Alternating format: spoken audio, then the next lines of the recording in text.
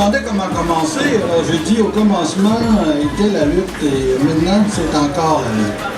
Alors on part avec ça. Parce que si on regarde le suffrage universel, la démocratie parlementaire telle qu'on la vit, c'est le produit d'une lutte.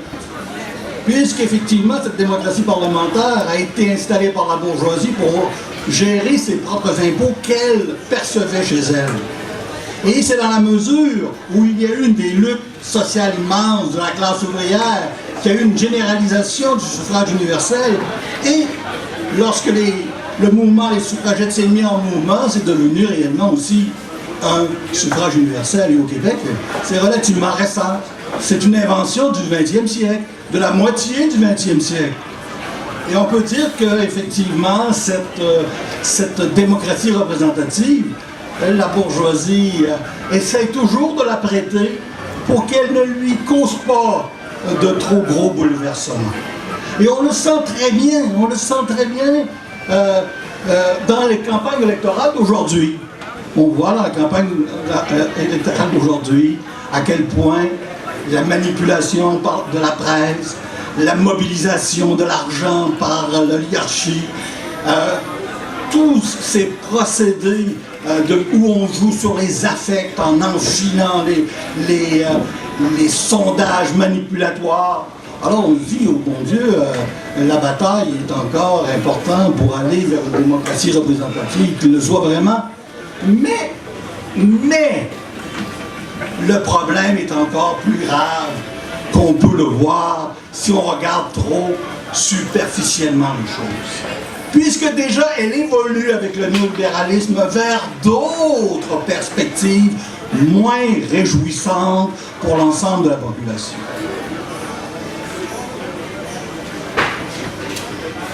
Alors la première chose qu'on constate maintenant, il faut faire quelques constats importants. Vous vous souvenez qu'en 2005, en France, par exemple, il y a eu un référendum. Et que dans ce référendum, on a voté pour le non, contre le traité de Maastricht. Et puis, qu'est-ce qui est arrivé?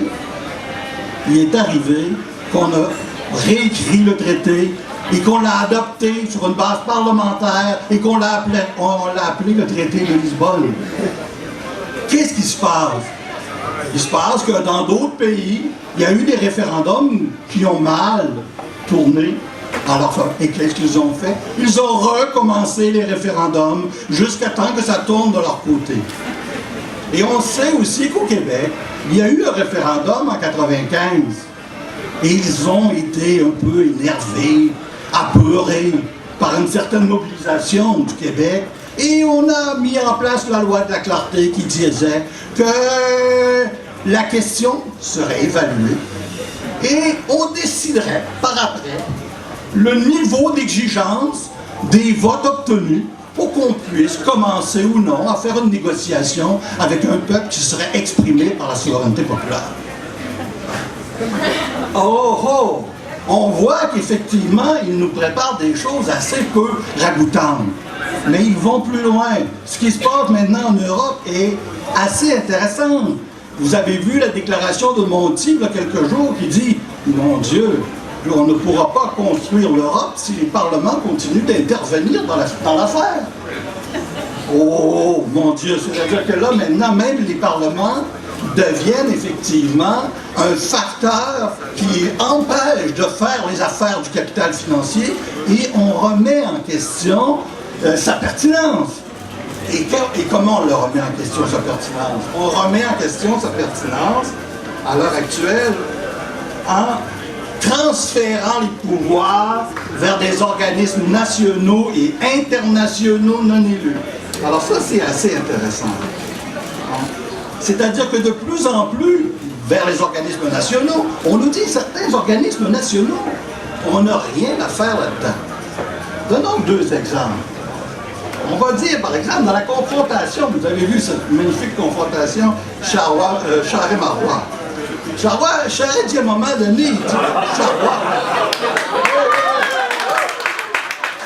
Charest dit à un moment donné, il dit, comment ça vous voulez avoir un quelconque contrôle sur la caisse de dépôt? Quoi? Vous voulez que la Caisse de dépôt investisse dans l'appareil productif du Québec? Mais c'est complètement irresponsable. Madame Marotte, ils ont quand même perdu 40 milliards. Ah, mais tout le monde a perdu. Tout le monde a perdu. Et ce qui est important, c'est de défendre l'indépendance de la Caisse de dépôt, comme il faut défendre l'indépendance de la Banque du Canada, comme il faut défendre l'indépendance de la Banque européenne, pour qu'ils puissent faire ce qu'ils veulent sur le dos des peuples. Alors effectivement, on voit l'ensemble des choses dans cette façon.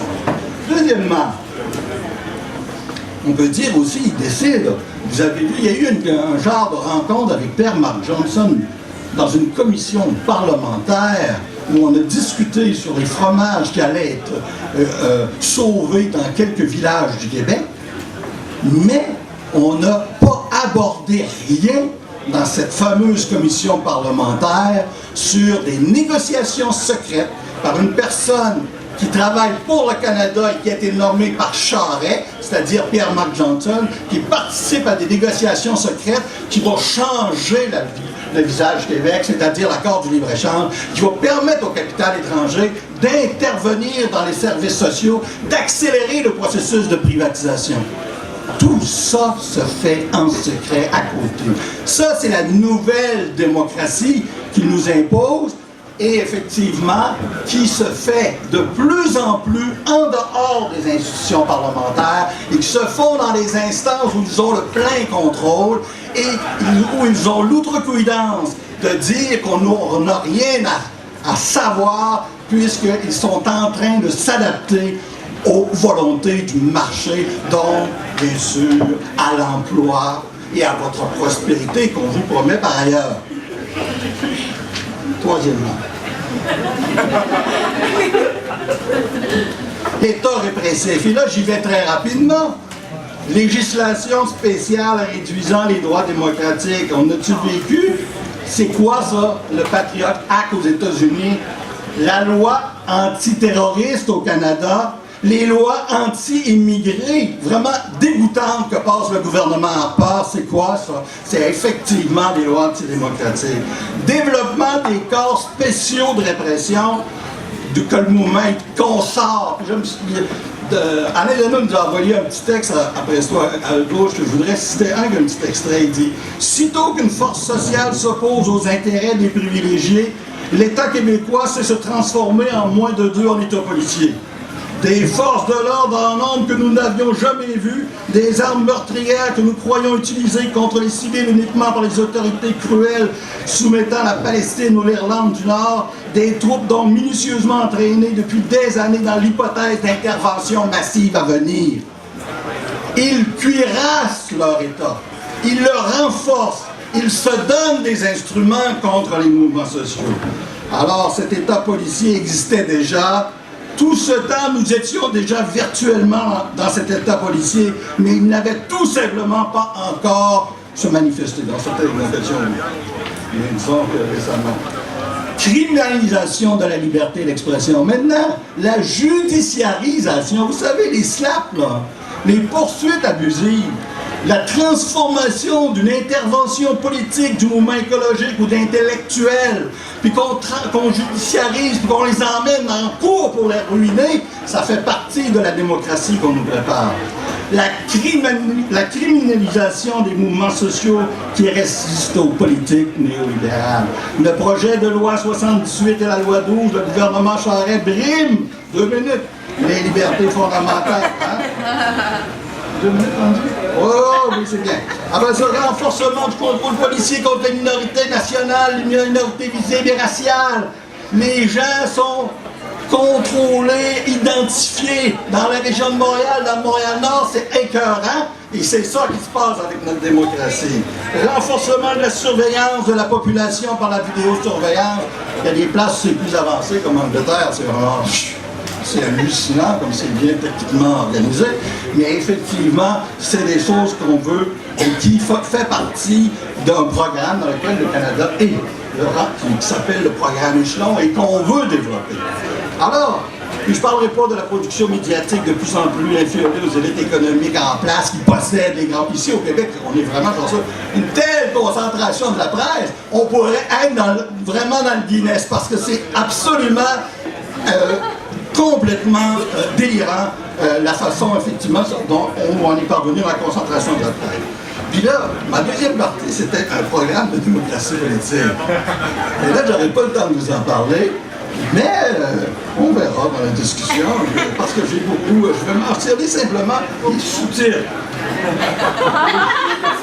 Il s'agit pour nous de subvertir le régime représentatif afin de s'orienter vers le contrôle populaire sur les représentants et représentantes. Il faut mettre fin à l'oligarchie politique.